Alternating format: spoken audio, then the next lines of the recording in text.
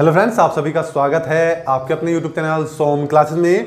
दोस्तों, UP government का जो ऑर्डर आया है जॉब को लेकर, सरकारी नौकरियों में संविदाओं को लेकर, वो पूरा क्या है उसकी पूरी व्याख्या करेंगे। दोस्तों, आप अपने कमेंट बॉक्स तथा राय कमेंट्स में जरूर शेयर कीजिएगा।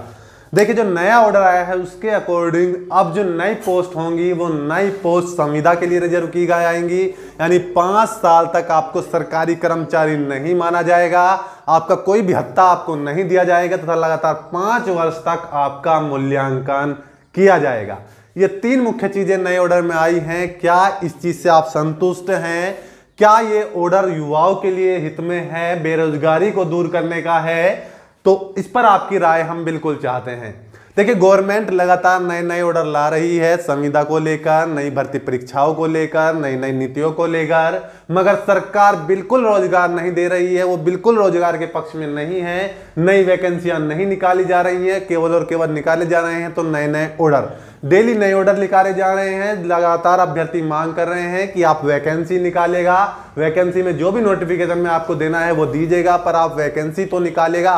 लास्ट 2 साल में यूपी के द्वारा, यूपी SSC के द्वारा कोई महत्वपूर्ण वैकेंसी नहीं निकाली गई है, मगर इस बात पर सरकार मौन है, इस पर बोलना नहीं चाहती।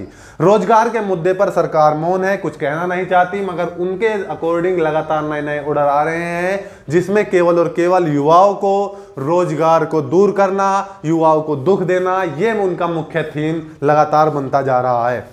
संविदा जो नया पद आया है, संविदा में जो हम आपको बता दें, इसमें कहा है कि 5 साल तक जब आप जॉब भी पालेंगे तो 5 साल तक आप संविदा पर वर्क करेंगे।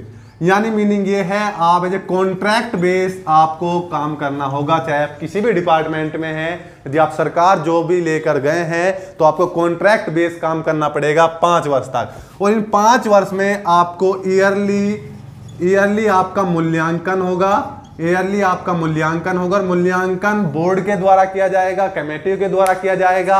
और ये बोर्ड और जो कमेटी गठित की जाएंगी ये कितनी पारदर्शी होंगी, अभी तो यह भी समझने वाली बात है।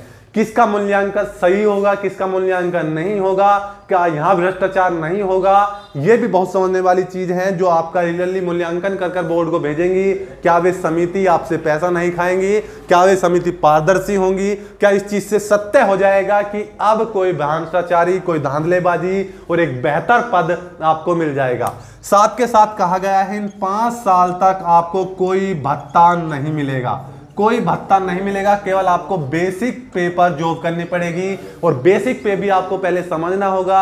यदि जिस जॉब के लिए अपने एप्लीकेबल हुए हैं, आपको जॉब मिली है, यदि उसका बेसिक पे 28,000 रुपए है तो 5 वर्ष तक आपको केवल 20,000 रुपए मासिक वेतन पर काम करना होगा। आप समझ सकते हैं लगातार किस तरह के बेबुनियाद ऑर्डर जारी किए जा रहे हैं, युवाओं को भ्रांति पैदा करने के लिए, युवाओं का मोह भंग करने के लिए रोजगार से।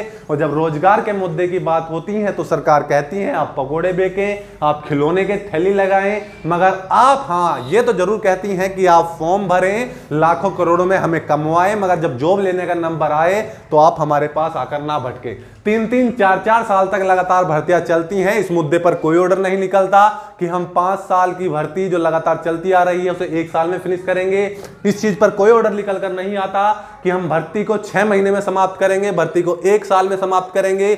अभी भी कई वैकेंसी ऐसी पड़ी हैं जो 2016 से चल रही हैं, मगर अभी तक कंप्लीट नहीं है। सरकारें बदल जाती हैं मगर जो मुख्य बातें हैं वो नहीं बदलती हैं। युवाओं को रोजगार नहीं मिलता है, लगातार भ्रष्टाचार और धांधली फैलाने वाले लगातार लोग सरकार में बना रहना चाहते हैं।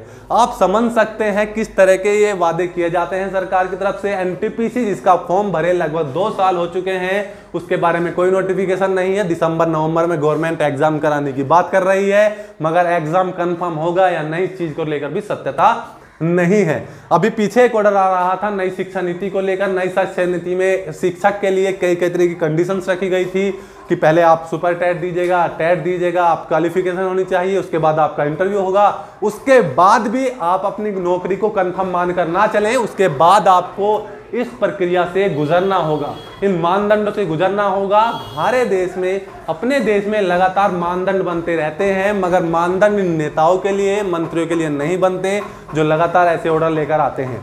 दोस्तों इस पूरी प्रक्रिया पर सरकार की रोजगार को लेकर, सरकार के मुद्दों को लेकर आपकी क्या राय है, कमेंट में जरूर शेयर कीजिएगा।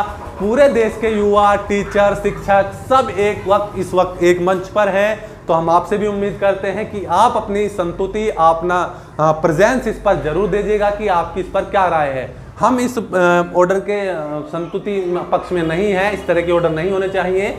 बेशक आप एग्जाम तब कीजिएगा, बेशक आप एग्जाम के प्रोसीड को बढ़ाइएगा, एग्जाम के तरीकों को बढ़ाइएगा, एग्जाम में पारदर्शिता लाइएगा, मगर ये जो ऑर्डर्स हैं 5 साल तक आप संविदा पर रहेंगे, उसके बाद आपको तटस्थ किया जाएगा, लगातार आपका मूल्यांकन होगा, ये चीजें तर्कसंगत नहीं बैठती। किन लोगों का इस देश में मूल्यांकन होना चाहिए वो सब जानते हैं, किन लोगों के मूल्यांकन की जरूरत नहीं है वो भी सब जानते हैं। दोस्तों मैं आपसे इस वीडियो में आपसे राय चाहता हूं कि आपकी राय इस पर क्या है, कमेंट बॉक्स में जरूर शेयर कीजिएगा। मिलते हैं नेक्स्ट वीडियो में, तब तक के लिए जय हिंद, जय भारत।